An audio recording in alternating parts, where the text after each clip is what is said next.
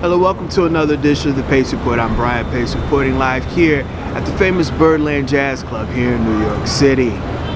Gunhild Carling hails from Sweden, and she's a tremendous multi-instrumentalist, meaning she plays the bagpipes, she plays the flute, she plays the trombone, the trumpet, and she's an accomplished vocalist. And at a very early age, her father, who happened to be a musician, introduced her to Black American music by way of some of the architects, Kid Ory, as well as Armstrong and Jack Teagarden, just to name the many endless few. Tonight here on the Pace Report, you're going to witness Gunhild and her family performing live music and paying homage to some of her great influences. Tonight I had a chance to sit down and break bread with her to talk about, one, how this music and why this music is very important to her, and two, how she's been able to play all of these instruments, incorporate all of this into her show, as well as incorporate the family. So sit back, relax, and enjoy highlights of Miss Gunhild Carling performing live with her family here at the famous Birdland Jazz Club, here on the Pace Report, here in New York City.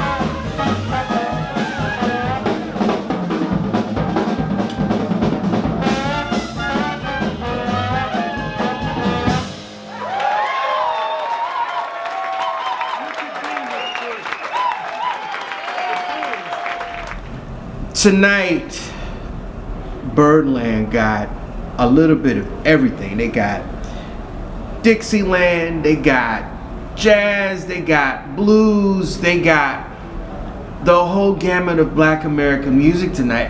How did you get exposed to this music? By records, because my father was a record collector, and he had about 5,000 records, and he was mainly focused on the New Orleans repertoire and the early swing and bebop and so it was Jelly Roll, King Oliver, Louis Armstrong, Fletcher Henderson, and Don Redman, and all these. It was just, I heard it 24 hours a day. Billie Holiday, Ella Fitzgerald, and so. I noticed that, and I did a lot of research on you, the trombone playing, your hero is Jack Teagarden, one of them, and Tommy Dorsey, and Kid Ory. Yeah. And trumpet, cornet is Kid Ory. No. Armstrong. Louis Armstrong, and there's another, Big Beiderbecke. Big Beiderbecke. Right. Now, I have to ask you this because the trombone is a very, very complicated instrument to play because you're doing a lot of breathing. There's a lot of, as well as the trumpet. How did you develop both of those techniques? I just, I want to like capture the sound of jazz. So I just listen to the records and, you know, like, oh, okay, so here is how I want it to sound. I've just played so much. So you didn't get any proper training. You learned on your own. I learned on my own, yes. And I understand that trumpet was the first instrument. No, trombone was the first. So I started with drums, then recorder, then trombone, and then I was 7 years old. So I started to tour around with my family since I was 7. And when I was 10, I began playing trumpet. What was it about the music of the 20s that really just got your attention? What was the intensity of those records by those great architects of jazz that just you just fell in love with? Yeah. So first of all, the music, the melodies are fantastic, the chords, the lyrics, the arrangements. But in the music of the 1920s, you have the whole era of having fun, going out, no sorrows, save the sorrows for tomorrow, no depression, only happiness, and it speaks to me. Your father was a trumpet player. He was a band leader. Was music forced on you, or were you just gradually brought into the music? Yeah, I was brought into the music earlier than I can remember. But we played a lot of medieval music also, and a little Renaissance music as well, because it's different instruments. Medieval music bagpipe is still alive, but there are like cram horns and shawns and hurdy-gurdies and different harps with different tuning and lutes, and so I'm very interested in, I played that music as well, but the jazz totally took over because I love it so much. We all loved it so much more than everything else, and the audience as well.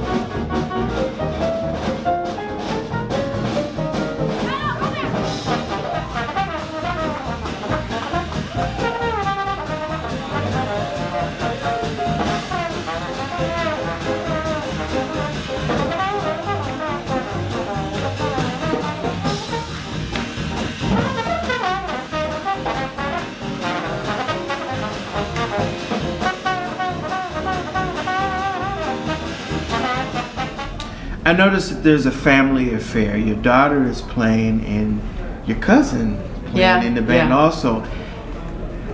Did your daughter kind of develop it on her own, or did you have to do some training with her also, because she's playing the trombone and she's singing too? They say the apple doesn't fall too far from the tree. No, and that is how it is, because I see music as a gift, and since it is a gift, I didn't choose it myself. It just came to me. I have to give it. I have to share this gift with my audience, with my friends, and with those who I love. So how do you share it? You have to play it, but you cannot never force anyone to play. You have to, like, and here comes the music from the 1920s in again. So you have to make this person interested and like love it by her own.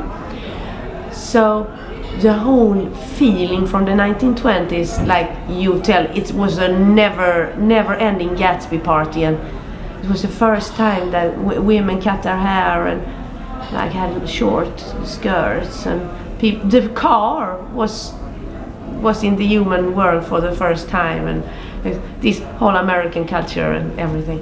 So it's a fantastic thing, this 1920s culture.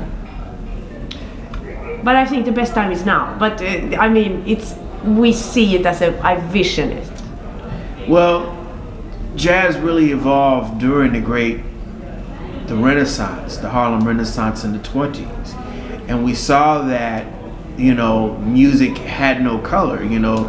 Jack Teagarden was a very important trombone player in the 20s because he was a great vocalist, but he also brought blue notes to the trombone. And Louis Armstrong was very important too, because he was really the first and the quintessential, he was the original Michael Jackson of the whole modern era of music.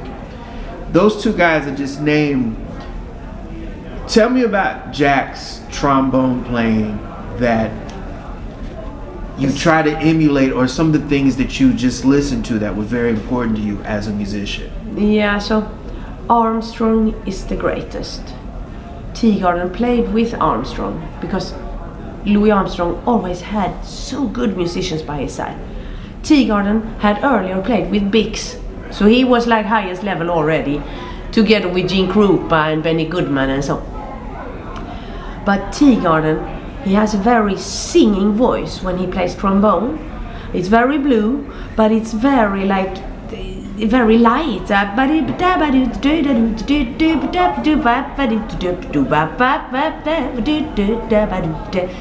It bounces when he plays. But so Teagarden is like an institution in jazz trombone, if I can. I try to describe something here. But the father of everything is Kid Ory. Kid Ory invented the tailgate and everything, and his style is priceless and unbelievable, and Kid Ory is unbelievable big. Teagarden, Tommy Dorsey has a tone that you cannot pass without, like, you must know this tone. It's like a silver tone. And then comes Trummy Young. I just mentioned a few now because you got it. Yeah, but because Trummy Young, and it's rough and it's very wild, a little crazy, and that speaks to me as well. So you don't only have one hero. Today we have like many.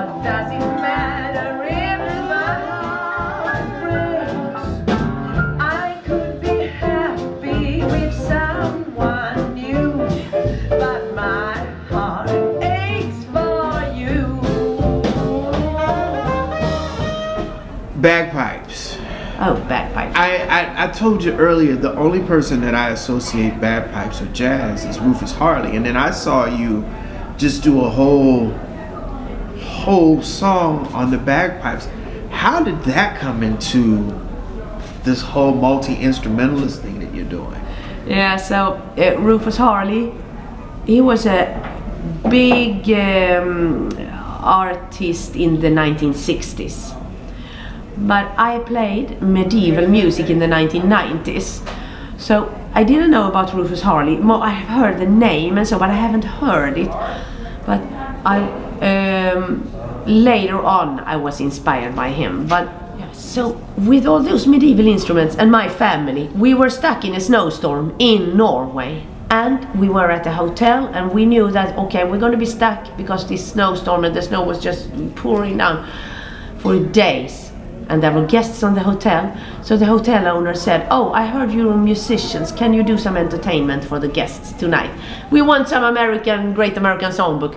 And I only had a bagpipe, so I had to begin to play jazz on this bagpipe. And people said that was the best thing we've ever heard. You know, they were maybe a little drunk, but I would say you were a musical prodigy, because a lot of the instruments that we played, you played the flute.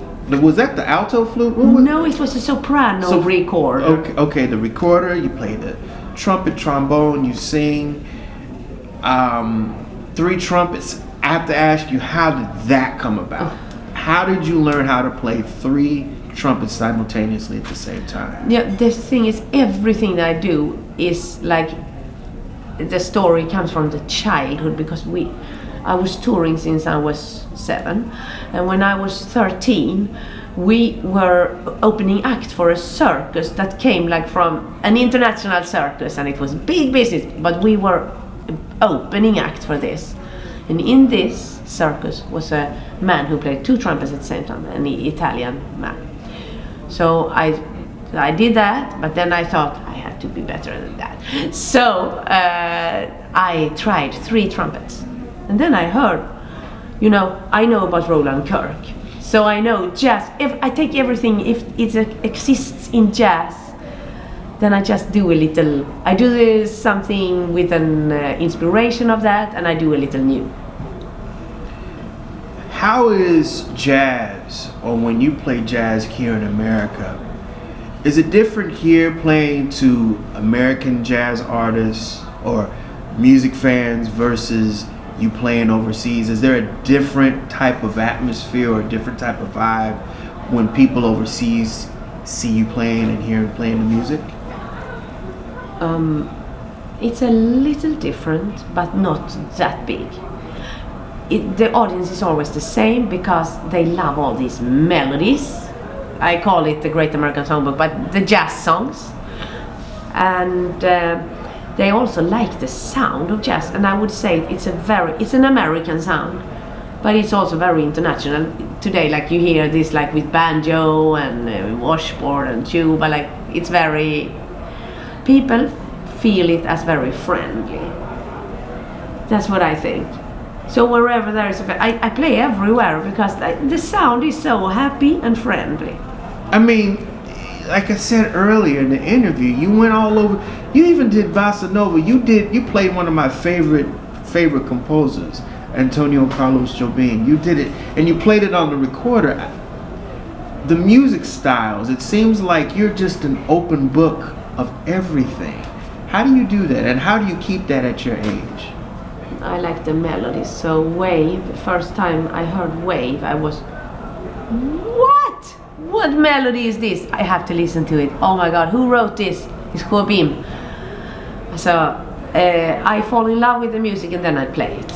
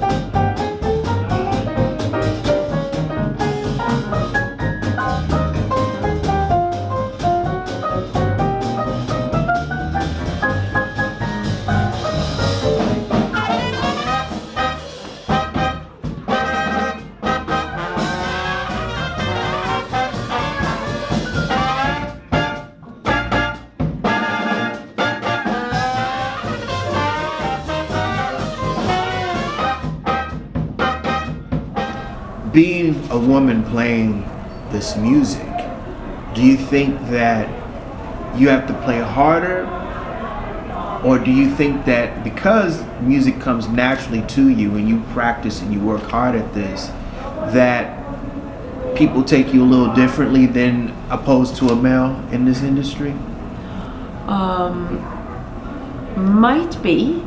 My situation is different because I have children, and when they are small, children want to be with their mom, and so I need to have my kids by my side for some reason. So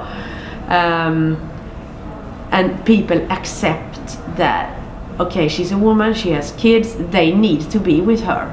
It's no question. So they are very accepting that there comes a lot of kids and cats and dogs and things, because they cannot be without me, and I feel very good about that. But else is that when it comes to the pure music, I don't think there is any gender difference, because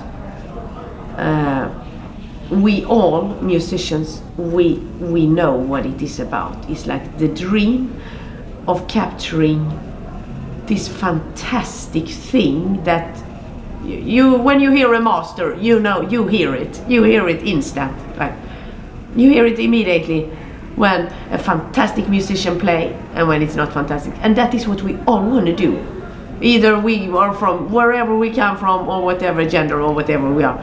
So we know that. And if I play something very fantastic and so someday, then I feel like that no one cares who you are. We are all like just catching the sound, and so that's what I think. What the audience think, I have no idea. Like tonight, you know, you're playing 2 sold-out shows tonight, and I noticed that everybody felt lifted. I mean, you and your family, when the people left here tonight, they were just, what do you tell the up-and-coming generation of women jazz musicians, vocalists, trombonists, trumpeters? What do you tell them, or what advice do you give them as far as taking this music seriously?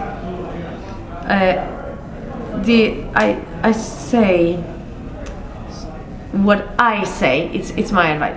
So, trust in jazz, because jazz it's such a wonderful and great music. It will, if you trust in this music and don't leave it and think, like, okay, I want to be more commercial and so on. If you stay with it, it is so great. It has so many melodies. It has. So it's so good. It will always be there and help you, because this music is so fantastic. The second thing is, this was more philosophical. I'm sorry, it was not the okay, here. But okay. The second thing is, never doubt about anything. Just go. The third thing is, dare. A musician must be brave and have courage. So just be brave, have courage. Fourth thing, I don't know if I nailed it. Theory is key. So learn everything. Learn the songs, learn the chords, learn learn to arrange scores, because to know the things behind, that is key. You are based in the Bay Area. What made you leave Sweden and come relocate your family to California? I am that kind of human, and that is a type of human that you don't know here maybe, but it exists in Europe. I had the dream of America. I wanted to see America. I wanted to tour. I wanted to see every city. I'm not thinking about immigrating or so, because I'm Swedish and I have my my immediate family I have with me, but I mean I have mother and siblings and so in Sweden. But I want to be here for a couple of years to see and to learn to know the people and to be like in the southern states and north, not only see New York, I want to see the whole country, tour, travel, play music, play on these theaters that are all built in 1926 and 1927. It's unbelievable. And every day I see, oh, I dreamt of this. I dreamt of being here, and I had the chance with Postmodern Jukebox to tour the whole country. And I had the dream come true when I came to Birdland. And Gianni said, okay, do 10 shows here. He made my dream come true.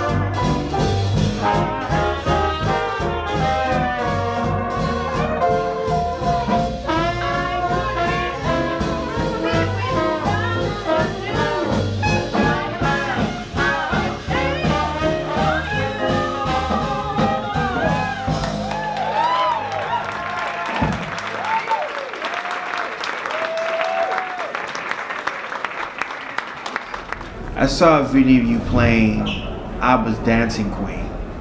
I thought that was just remarkable. Oh, thank you. And I say remarkable because you took that song, because you're from Sweden, I was from Sweden, I get the connection, but you took it outside of the box. You took the song and revised it and brought it into something that you interpreted. How hard and how easy was that? Because ABBA's music is very complex. Yeah, it's complex. It's more like classical music or something like it is different than jazz. First of all, I like the song Dancing Queen, and that is the first step. And then music, all music are somewhere related to each other. It is like space. Everything has a gravity relation somewhere. So we find the relation, the connection, and then I just played hot on the trumpet. That'll do it again for another edition of the Pace Report, reporting live here at the famous Birdland here in New York City. I'd like to personally thank the talented Gunhild Carling for her time. For more information on her upcoming tour dates, please follow her on social media by way of Instagram, Twitter, and Facebook. Also, I'd like to personally thank the staff and management here at Birdland for their warm hospitality. As always, I can't stress this more than enough, people. Please like, share, and subscribe to my videos here on YouTube and Vimeo, as well as please follow me on Instagram, Twitter, and Facebook. Until next time, remember, if it's in the groove, it'll make you move.